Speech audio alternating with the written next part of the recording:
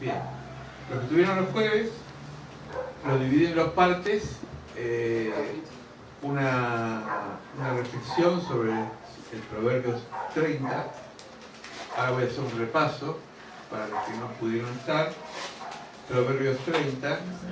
Igual todo lo que hacemos está subido a YouTube, así que lo pueden ver. Un proverbio que no fue escrito por Salomón, sino por Agur, hijo de Jaque. Proverbios 30. El jueves decíamos que es el perfil de Agur, basado en el versículo 1, 2 y 3, dice que es una persona tosca, una persona ruda. Dice que no aprendió sabiduría, que es una persona que la vida le dio la experiencia, y que eso es muy importante, porque a veces no solamente saberlo intelectualmente, sino que uno pueda aplicar lo que ha aprendido por la vida, ¿no? Amén. Eso veíamos el jueves. Veíamos también algunas comparaciones que hacía Agur. Por ejemplo, decía en el versículo 4 o 5 que no se puede agarrar el viento con los puños o el agua en un paño, es decir, que no se puede abarcar la inmensidad de Dios.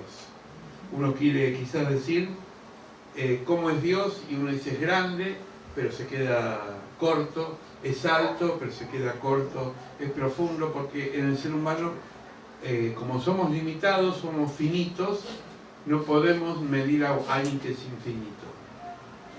Por eso le decíamos el jueves que Dios le dijo a Moisés: yo soy el que soy. Dios no admite nombres. El nombre es algo que el ser humano le dio por necesidad. Nosotros le decimos Jehová o Yahvé, los musulmanes le dicen Alá, pero realmente es el creador del cielo y la tierra, y el único que tuvo la autoridad moral de decir nadie conoce más que al Padre que el Hijo, es Jesucristo. Cuando él cambió el nombre del Dios de Abraham, del Dios de Jacob y el Dios de Isaac por el Padre nuestro. Por eso la identidad de Dios se cierra en Jesucristo en cuanto al perfil de Dios, ¿no? Nadie va al Padre sino por mí, decía Jesús: yo soy el camino, la verdad y la vida, nadie va al Padre sino por mí. Vino Buda y dijo: les voy a enseñar un camino de perfección. Vino también Confucio y otros filósofos, pero nadie dijo: yo soy el camino, la verdad y la vida, ¿no? Eso fue Jesús. Veíamos en la Biblia el jueves que hay palabras que siempre se repiten, como limpieza. La limpieza tiene que ver con la palabra. Dice que la palabra limpia la mente. La palabra de Dios es tan viva y eficaz que limpia el pensamiento, que cambia. Romanos, dice Pablo en Romanos 12: no os conforméis con este siglo, sino renovad vuestra mente y vuestro corazón. Versículos 7, 8 y 9. Estoy haciendo un poco un repaso, ¿sí? Dice: dos cosas el demandado no me las niega antes que muera: vanidad y palabra mentirosa aparte de mí. La vanidad es uno de los pecados favoritos del diablo, decía una película que se llama Abogado del Diablo, pero yo creo que es así. La vanidad es algo que hace que el hombre se sienta superior, a veces superior ante los hermanos, superior ante el prójimo, pero es un pecado grave, y no es que uno dice: ay, soy vanidosa, soy vanidoso. Hay que reflexionar eso, porque exalta el ego que tenemos dentro. Pero Paul dice: no me des pobreza ni riqueza, sino manténme con el pan necesario, no sea que sin lo pobre hurte y blasfeme a Dios. A veces la pobreza nos lleva a robar. No sé si alguien ha pasado necesidad, pero yo me acuerdo una vez de una persona que estuvo en un supermercado, tenía a los hijos en malas condiciones y robó un baguette, los panes, digo. Esto salió en televisión, creo que fue en Capital. Y entonces lo quisieron detener porque las cámaras lo miraban que estaba ganando un pedazo de pan. Pero la justicia intervino a favor de esta persona porque no eran delincuentes. Es decir, no es lo mismo robar un banco que robar un pan para darle a comer a los hijos. No es que uno justifica la delincuencia, entiéndame, Pero hay casos y casos, y quizás este hombre, la desesperación lo llevó a eso. Y hay mucha gente que quizás llega a sustraer algo que no es de uno por necesidad, otros no, otros lo hacen por vagancia, por vicio, lo que sea. Entonces, el robo viene por muchas formas. Pero también dice, no me des riqueza, cosa que yo me olvide de vos. Siempre la riqueza tiende a la autosuficiencia. Yo siempre digo, yo digo a mi esposa, fíjate vos que desde Maipú para allá o desde Centenario para allá, que es toda la zona más rica de San Isidro, no veo iglesias evangélicas. ¿Será que el rico no tiene necesidad? ¿O en un country hay una iglesia evangélica? No, porque su Dios es el dinero. En los barrios más pobres hay más iglesias. Y Jesús dijo, bienaventurados sean los pobres, porque el pobre es la persona que siempre depende de Dios. Por eso yo siempre digo que Dios nos tiene como a veces con una zanahoria delante y nos da lo justo, porque tendemos a olvidarnos de Él. Venimos a la iglesia, Dios nos dio el trabajo, nos dio la sanidad, y después si te he visto no me acuerdo. Entonces, acá dice Agur un equilibrio. No me des mucho, cosas que yo me olvide de vos, o no me des poco, cosas que yo robe. Ninguna de las dos cosas está bien. Por eso decía Pablo a Timoteo, conformate con tener casa, comida, techo. Es decir, ese es el verdadero contentamiento. Me alegro cuando alguien progresa, claro que sí. Pero cuidado con que ese progreso no me llegue a robar el sueño o el estar con mi familia. Acá hemos predicado muchas veces que hay gente que trabaja las 24 horas y si tiene más horas va a trabajar más para tener el mejor auto, la mejor casa, pero nunca vieron a sus hijos dormir de noche o de día o los llevaron a una escuela, etcétera, etcétera. Por eso digo, hay para todo un orden y una escala de valor. El exceso de trabajo también es malo. Eso es para lo que le gustan trabajar, no es mi caso. No acuses al siervo, sí, a mí me gusta trabajar, pero trato de medirme también. Yo tengo una amiga ahí adentro que se llama computadora, que siempre mi esposa le dice, hasta acá nomás. Pero cada uno sabe en qué tiene su debilidad, ¿no? Hay gente que le gusta, bueno, conozco un vendedor de productos que le gusta vender hasta en la cama. Y a la esposa le dice, hablame de algo de la vida, no de lo que vendiste hoy. No, porque hay gente que le gusta, le encanta tanto el trabajo que lo lleva a la casa a todos lados. Las enfermeras le dan, bueno, no sé, llamarían una vez al marido que dio una inyección para probar, para tomar la presión para probar. Vamos a practicar un poquito. A ver, ¿vos también? Me encanta pinchar. Yo soy de esos medidos. Yo me acuerdo una vez cuando era chico me mordió un gato, ni siquiera un perro, un gato. Me tuvieron que dar antitetánica. Me tocó un enfermero español, pobre, ¿no? Me hacía acordar a los cuentos. Y en esa época, no sé ahora, pero en esa época eran como 30 vacunas. No sé la cantidad de inyecciones. Y en la nalga, ya era un colador, pobre tío. Y entonces iba a la cuarta de la quinta y me decía, a ver hombre, ¿a dónde fue ayer? ¿A la izquierda o a la derecha? Yo no me acuerdo. Me dice, vamos a probar de vuelta. Y yo ahí tiraba con... ¿Vieron esos dardos que uno tira? Y digo, usted me está practicando conmigo. Y después me dijo, sí, la verdad que hace poquito que estoy en esto. No me di cuenta. Y a mí la pifié, ¿no? Aprendió. Bueno, después del versículo 11, 12, 13 y 14 habla sobre la generación. Dice, generación que maldice a su padre y a su madre no bendice, hay generación limpia en su propia opinión, etcétera, etcétera. Yo hablaba el otro día que la palabra generación es muy amplia. Por ejemplo, abuelo, hijo o nieto son generaciones. ¿No? Hoy fui a cumpleaños de mi nieto, cumplió 10 años, el día hablamos con mi esposa y pensaba que hace poquito mi hija lo tenía en brazos, cómo pasa el tiempo. Y entonces son generaciones sanguíneas, pero también hay generaciones que tienen que ver con grupos. Por ejemplo, Jesús, que a veces era mal hablado también, porque Jesús en sus palabritas, llamó generación de víboras a un grupo de personas. Mirá si ustedes dicen, hermano, son una generación de víboras. Era Jesús que lo dijo, ¿no? Pero, generación perversa, le dijo Jesús, ¿hasta cuándo voy a estar con ustedes? Es decir, ahí hablaba de género, de grupo, ¿no? Hay generación de jóvenes, generación de abuelos. Mi papá era socio del Club Lanús, bendito Club Lanús que siempre está presente en nuestra vida, a pesar de que perdimos hace poco, y él iba a jugar a las bochas, y de todos los... y yo me voy a juntar con mi generación de pibes, decía, más de 60 años los pibes, pero jugaba a las bochas. Yo digo, yo tenía 60 años y jugaba a las bochas, yo no sé jugar ni a la bolita. Pero bueno, cada uno le gustaba algo, ¿no? Y está lindo eso de las generaciones, pero acá habla de la generación en aspecto negativo. Y eso es feo, porque Pablo dijo en los últimos tiempos que muchos jóvenes van a faltar el respeto a los padres, en otras palabras, ¿no? No es el caso de ustedes, gracias a Dios, pero yo admiro cuando, sobre todo las chicas que trabajan ayudando a los padres y si viven en el extranjero le mandan dinero, etc. Pero vivimos en una indiferencia.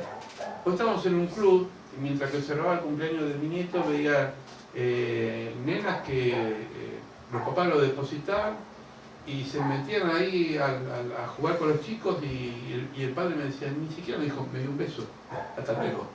Yo la traje. Y yo digo, a veces los chicos reflejan lo que uno es de grande, porque si no le enseñaron a saludar, no le enseñaron a respetar, eso que uno después deja pasar, vieron como los padres que dicen, te voy a dar plata para que no me moleste. Y eso es un peligro, porque el niño no molesta, pero para sacárselo encima anda a videojuegos, anda a esto, ¿no? Entonces estamos educando de alguna forma generaciones que son indiferentes a los afectos, y lo dijo la palabra, Por eso, esto que tiene más de 2000 años, que es el libro de Agur, tiene que ver con una generación que hoy está creciendo. Pero también nos alienta a los cristianos que hay una generación que también está creciendo, que es la generación que va en contrapelo a esta sociedad decadente, que son ustedes. Porque ustedes de alguna forma, a veces, se esfuerzan a vivir los valores del Evangelio que son antivalores para la sociedad. Antivalores para la sociedad. Y es una lucha. A ver lo que decía Luis, y está bueno eso decirlo. Uno trataré de estar en el camino del Señor y no apartarme. Eso es una especie de compromiso público ante Dios, cuando otro dice que vas a perder tiempo en la iglesia, que vas a hacer, ¿no? Entonces, somos una generación que nadamos contra, no la corriente, contra la cascada. Usted vio una vez una cascada o una catarata, o aunque sea en película, ¿no? Vieron que tiene una presión tan fuerte que si usted estira, se lo lleva. Bueno, nosotros estamos remando contra esa cascada, que viene con todo. ¿Para qué? Para llegar a la otra orilla, ¿no? Y no a la vida. Versículo 15, decíamos el jueves, las mellizas yo le llamo, que son las sanguijuelas, ¿no? Porque dice, dame, si ve que eran dos, dame. La sanguijuela, yo lo había anotado en el diccionario, dice que es un parásito que chupa la sangre, que a veces, ahora no sé si ahora, corríjame la enfermera, pero antes lo usaban también como una medicina, ¿no? Para sacar la infección. Pero acá lo apunta en un aspecto negativo. La sanguijuela es un bicho como un vampiro o como un mosquito que chupa la sangre, que vive de la sangre del otro, ¿no? Y hay gente que es así, que te vampiriza, te saca energía, te empiezan a absorber, ¿no? Y esto nos advierte la palabra, porque la persona demandante, hasta que no se sacia aquello que te demanda, no para. Hay gente que te demanda tiempo, que te demanda que... hay gente que es muy posesiva. Están todos muy cabizbajos, o están escuchando, o se sienten identificados, pero hay gente que es posesiva. Que está permanentemente exigiendo a los demás que hagan como ellos quieren que son, ¿no? La sanguijuela es un bicho que chupa. Y acá dice que nosotros a veces podemos encontrarnos con este tipo de personas. Sanguijuelas. La Biblia tiene cada palabra que si yo la traspaso a la vida cotidiana, me dirían que sería un maleducado. Porque yo nunca le diría a alguien sanguijuela. Pero si lo dice la palabra de Dios, debe ser respaldo, ¿no? Bueno, después hablamos de la... ¿Se acuerdan del Seol, de la matriz estéril, de la tierra que nunca se dice basta? A eso. Ahora quiero ir al versículo 20, que acá fue donde dejamos. No, habíamos hablado del versículo 20 de la mujer adúltera, que diferenciamos entre la mujer adúltera y la mujer ramera, porque la mujer ramera es la que trabaja por el pan, sin justificar la profesión, entiéndame, puedo decir, el pastor está promoviendo la profesión, pero son cosas diferentes, la Biblia lo dice, la Biblia dice en Proverbios que la mujer ramera trabaja por un pedazo de pan, pero la adúltera es la que está satisfecha, que tiene su vida quizás sexual bien con su marido, pero tiene un espíritu adentro del adulterio de siempre arruinar hogares de terceros, ¿no? Entonces, dice, la mujer adúltera, dice Agur, come y limpia su boca y dice, no he hecho mal. Es decir, tiene cauterizada la conciencia. Para ella está todo bien. Está todo bien arruinar familias, está todo bien portarse mal, en una palabra, ¿no? Bueno, hasta acá llegamos. Versículo 21. ¿Me van siguiendo? Proverbios 30, 21. Por 3 cosas se alborota la tierra, y la cuarta ella no puede sufrir. Por el siervo cuando reina, por el necio cuando se sacia de pan. ¿Se acuerdan? Un necio es una persona que es dura, no le entra, ¿no? Se sacia de pan, está saciado, pero sigue siendo necio. Por la mujer odiada cuando se casa. Esto da para una novela, ¿no? Odiada cuando se casa. No tendría que estar bendecido cuando se casa. Te odio porque te casaste. Porque hay envidia, porque por ahí logró lo que uno no pudo lograr. Y la sierva cuando hereda de su señora.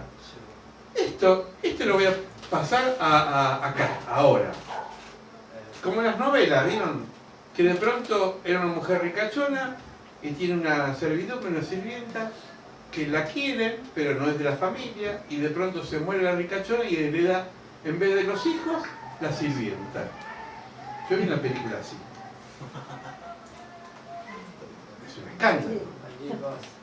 Porque diría a los hijos, pero esta se lo lleva de arriba. Pero ¿cuántas veces Dios, y doy fe, mi esposa lo puede contar, cuántas veces Dios a los humildes, a aquellas personas que han trabajado en lugares, los ha favorecido con cosas que ni siquiera los hijos no tienen? ¿Cuántas veces Dios nos ha usado a nosotros, que somos pobres, y recibiendo bendiciones de personas que quizás no conocemos?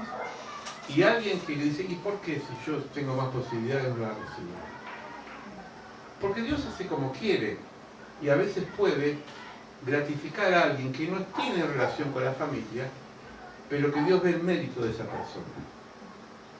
Es decir, el mundo espiritual, hoy lo decía una hermana en la iglesia cuando fuimos a Fuente de Gozo, que Dios es atemporal.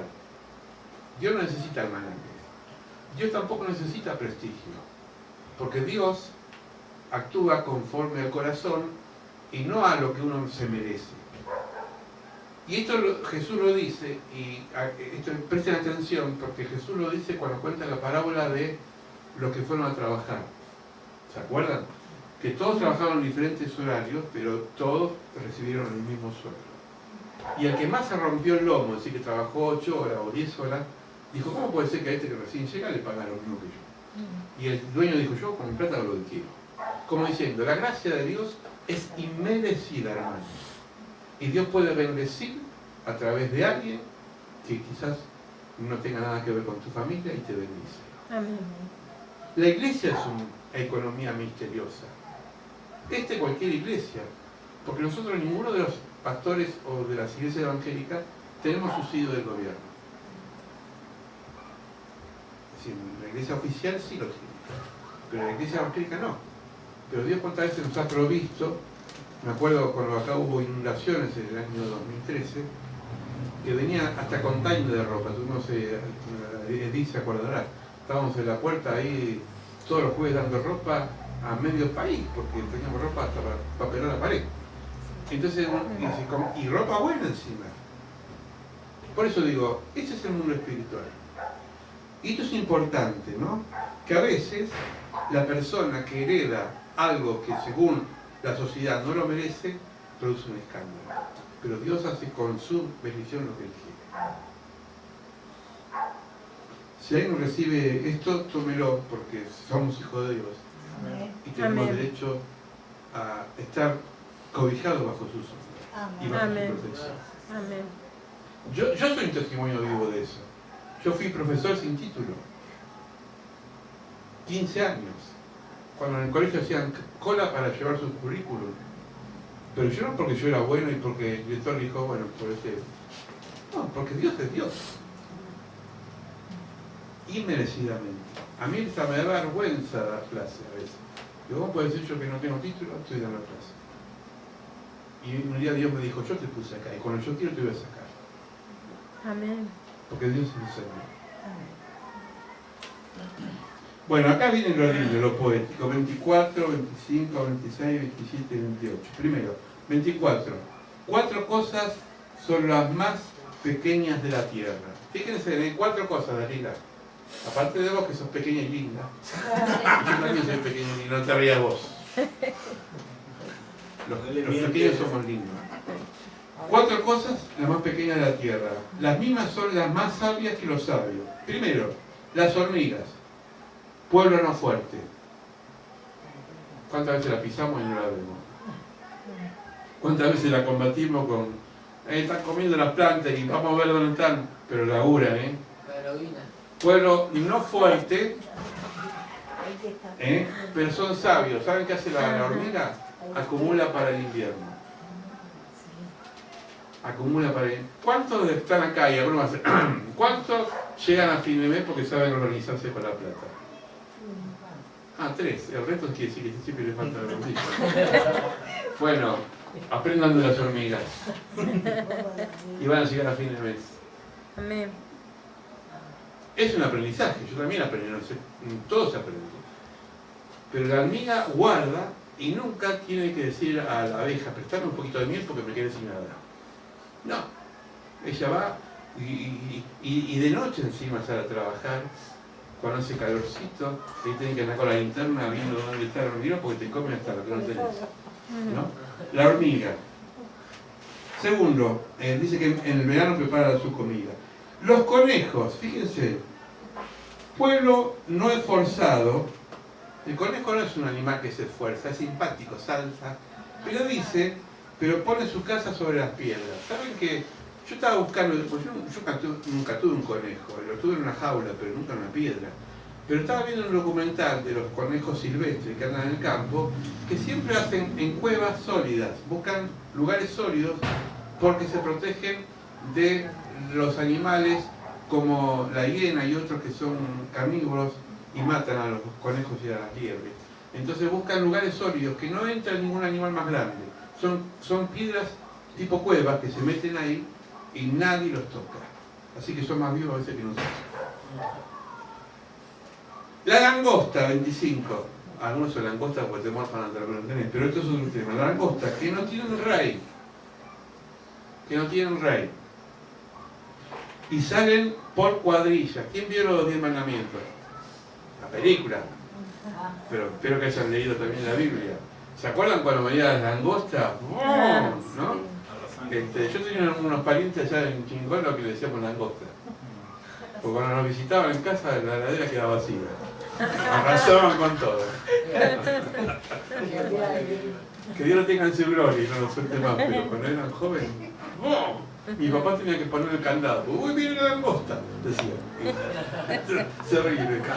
Y abrían la heladera. Mi papá le gustaba comprar queso. Como todos le gustaba queso, le gustaba de todos los queso Mar del Plata, queso de esos que son caros, ¿vieron? Él compraba media horma, el Tano, le encantaba eso. Pero cuando venía la langosta, me decía, Luisito, agarró el candado que viene la langosta. Bueno, la langosta no tiene un rey, porque no es como la abeja que tiene reino. La langosta no tiene rey. pero salen en cuadrilla.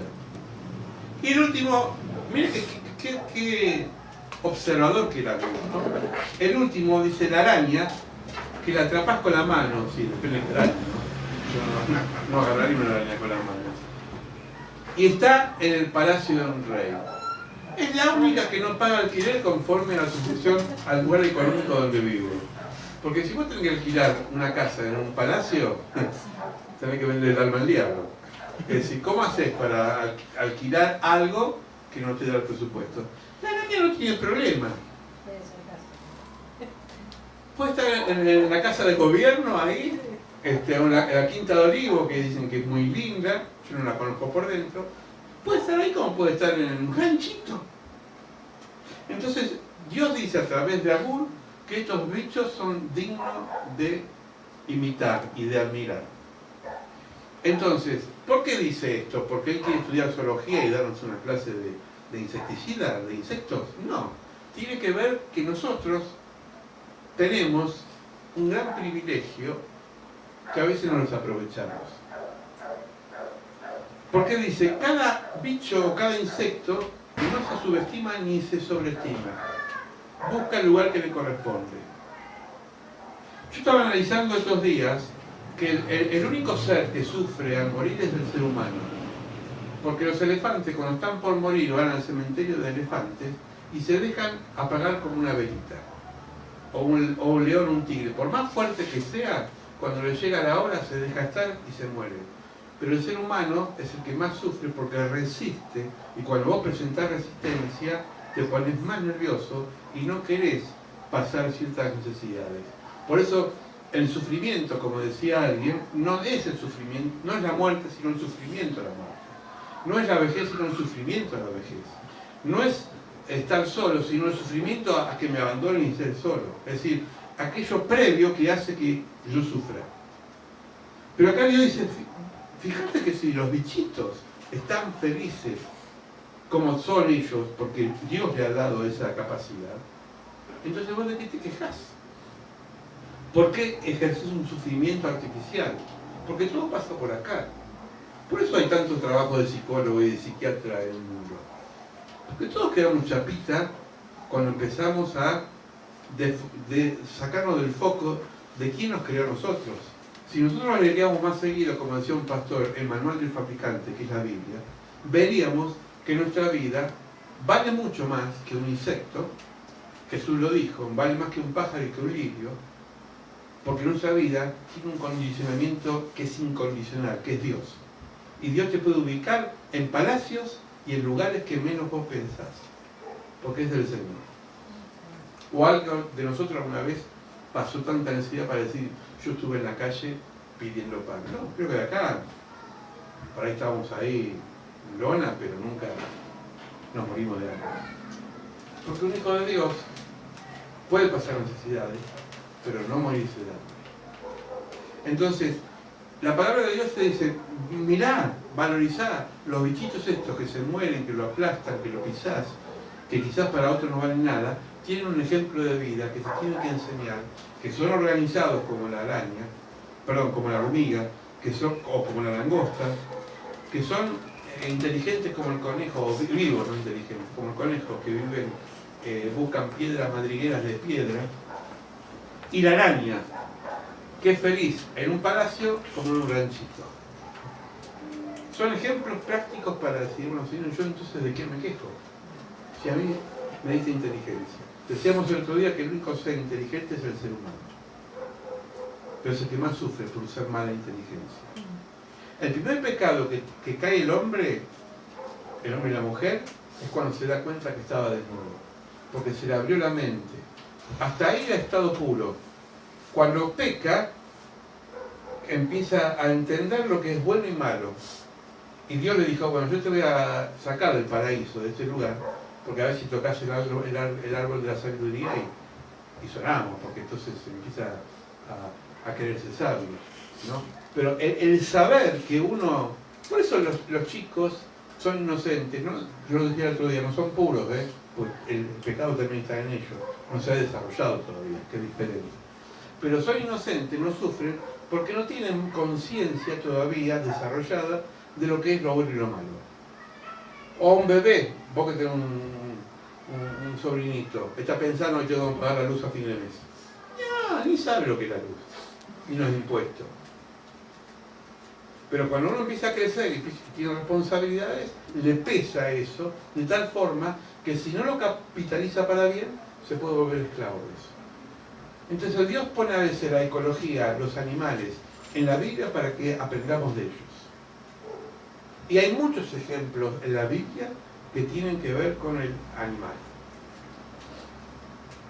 Pero el ejemplo más grande es cuando nosotros entendemos y comparamos que si estos bichitos sobreviven, nosotros vamos a vivir mejor. Otra cosa es ser animales nosotros. Somos animales. A veces no seas animal. Es cierto, hermano, es animal. No. Bien. Versículo 29, yo termino. Y 30 y 31. 3 cosas hay de hermoso andar. Y la cuarta pasea muy bien. El león, fuerte entre los animales. Yo lo vi en el zoológico, o en los documentales, nunca tuve un león en casa. No me deja mi señora, un león. Pero vieron que el león es esbelto y camina, por eso le dice el rey de la selva, que camina, ¿no? Como diciendo acá, paso yo y abran cancha. Da miedo. Da miedo el león. Yo una vez fui al zoológico de Palermo, era más chico, no sé si ustedes fueron alguna vez. Ahora están más sueltos, pero en esa época estaban en jaulas, y eran jaulas tipo cuevas. Y en la cueva la voz pega más fuerte y es un eco. Y yo estaba por ahí y se mandó un bravo así tan fuerte que me dio un susto que creo que la media me subió acá al cuello. Porque, y yo digo, qué imponente este bicho. Y pensar que está preso, que está enjaulado. León, fuerte entre los animales, que no vuelve atrás por nada. El ceñido de los lomos, asimismo el macho cabrío. ¿Quién sabe qué es un macho cabrío? ¿Qué es macho? Un macho. Cabra, macho. Decilo. ¿Qué es un macho? El macho. Sí. Una cabra, macho cabrío, ¿no? Pero hay un chivo, le dice. claro, pero el macho cabrío cuando se enoja, ¿no vieron que tiene los cuernos? ¿No? Tiene los cuernos que son así medio doblados y cuando se enojan te cabecean, Ese es el cielo. ¿eh? Y te ¿Nunca los cuernos del macho cabrío? Porque chingón el mundo. Y por último, y el rey a quien nada resiste. Acá es la comparación de la imagen de la época. Es decir, en esa época no había presidente electo, no había democracia, había un rey. El rey, bueno o malo, era lo que se tocaba, pero todo le tenía miedo, temor. ¿Sí? Versículo 32. Este es un consejo práctico, como diría alguien. Si neciamente has procurado enaltecerte, o si has pensado hacer el mal, pon tu dedo ¿en dónde? En la boca. La Biblia muchas veces dice estas oraciones: Señor, pon un candado en mi boca. ¿Cuánto mejor andaríamos el mundo si celebraríamos el pico a veces, ¿no? Yo ahora con el tema este del submarino escucho tantas opiniones que ya no sé a quién creer. Todos son opinólogos. Que opinan y sacan conclusiones, pero la gente sufre, sobre todo los familiares. Y conjeturan y parece que les pagarían, porque sí le pagan, algunos le pagan por, sobre todo si es un periodista. ¿Cuántas veces hablamos por demás y cuánto daño producimos? Son consejos prácticos. Versículo 33, y termino. Quien bate la leche sacará mantequilla. Ustedes saben que la manteca antes se hacía así. Se batía, ¿no? Sí, el proceso de batir o de agitar se endurece la leche. El necio que se suena en la nariz sacará sangre. ¿No? Porque se lastima. ¿Qué se lastima acá? ¿Qué tenemos acá? Los capilares. Entonces vos apretás fuerte, yo que tengo un capilar grande, si lo uso fuerte, uno se lastima. Y el que provoca la ira causará contienda. Hoy pensaba cuando leía esto, hay dos formas de apagar el fuego. Con agua o no echando más leña. A veces no hay que echar leña. Cuando yo era chiquito, más chiquito que ahora, de edad, mi papá me dijo: Luis, cuidá el fuego del asado. Y me dio un tachito de agua. No me olvido más de eso. Entonces me dijo: si ves que una llamita prende, mojá los deditos y entre la parrilla y las brasas, así, y entonces se va a ir apagando. Y de pronto no fue una llamita, se prendió fuego de golpe. Entonces agarré un balde de agua, tipo carnaval, y tiré todo en el fuego. Hizo un humo así grande. Ese día nadie comió porque se le arrebató la carne. A mí me corrieron por toda la casa. Me querían matar. Ahí aprendí una lección, que tenía que ser mesurado para apagar el fuego. Entonces, vos decías, Luciano, un balde de agua. Balde de agua a veces puede ser muy lastimoso para otro. Balde de agua es cuando vos directamente le echas un chorro y le cortás al otro el diálogo. A veces es mejor menguar un poquito y dejar que las cosas se cambien. Porque me doy cuenta que mucha gente no quiere dialogar, sino que quiere ganar siempre en discusión. Sobre todo el tema de lo que está ahora muy en boga, ¿no? Política y todo eso. Entonces yo estoy aprendiendo a no meterme. El otro día mi esposa está presente, me llama no sé si amigo, pero un conocido de muchos años, me llama por WhatsApp y me dice: quiero hablar con vos. Entonces me dijo: ¿por qué vos pensás así, así, así? Y yo le digo: mira, es mi forma de pensar, pero yo no quiero en este momento ir al choque, ni entrar en una discusión que no lo va a ayudar a nadie. Me la vi venir. En vez de decir cómo está tu familia, tanto tiempo, qué sé yo, cuando le dije eso me dijo: bueno, chao, como diciendo, no voy a perder tiempo con vos. Yo me di cuenta que mucha gente hoy quiere tener razón y no es que quiere buscar la verdad.